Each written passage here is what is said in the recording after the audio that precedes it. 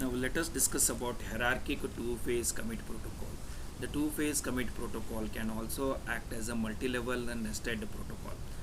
The coordinator of top-level transactions communicate with the coordinator of sub-transactions for which it is the immediate parent.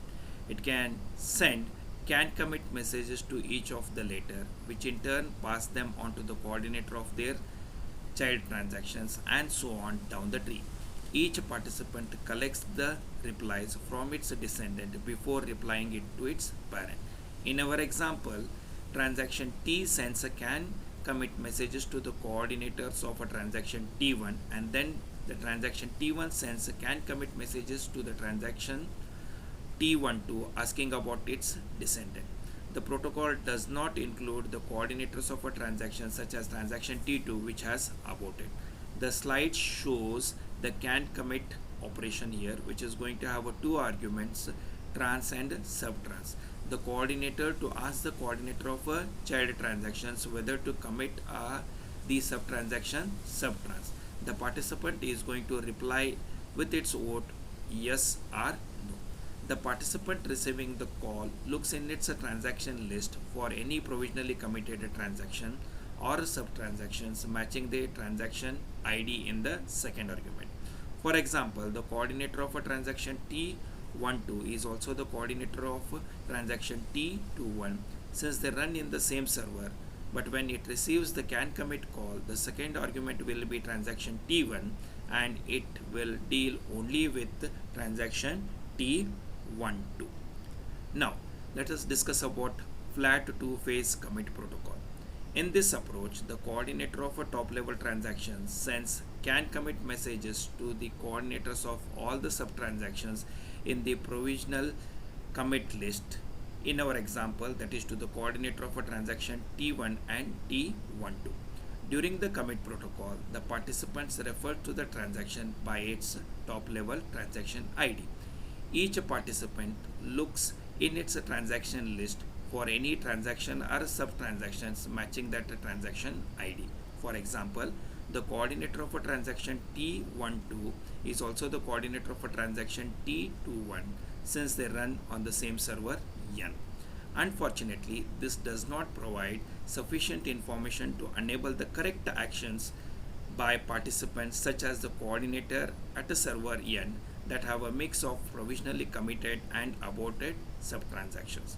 If N's coordinator is just asked to commit T, it will end up by committing both the transactions T12 and T21 because according to its local information, both have provisionally committed. This is wrong in case of a transaction T21 because its parent T2 has aborted. To allow for such a cases, the can commit operation for the flat commit protocol has a second argument that provides a list of aborted sub-transactions as shown in the slide. The participant can commit descendants of the top level transactions unless they have aborted ancestors.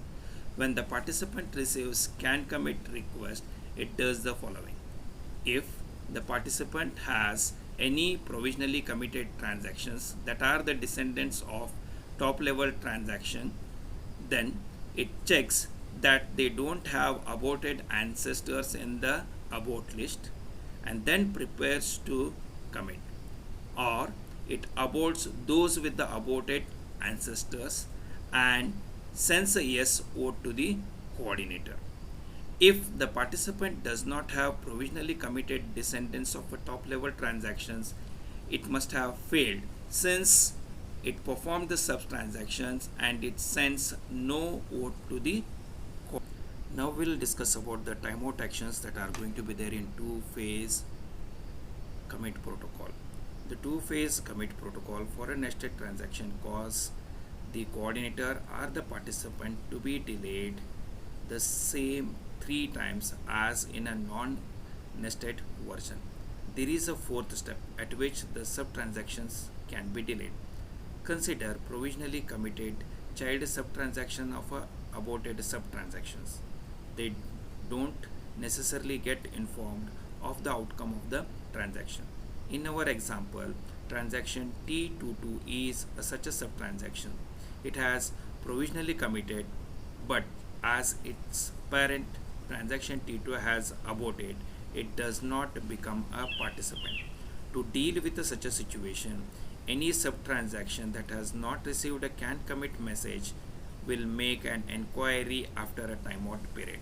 The get status operation allows the sub-transaction to inquire whether its parent has committed or aborted. To make such an inquiry is possible, the coordinators of aborted sub-transactions need to survive for a period. If an orphaned sub-transactions cannot contact its parent, it will eventually abort.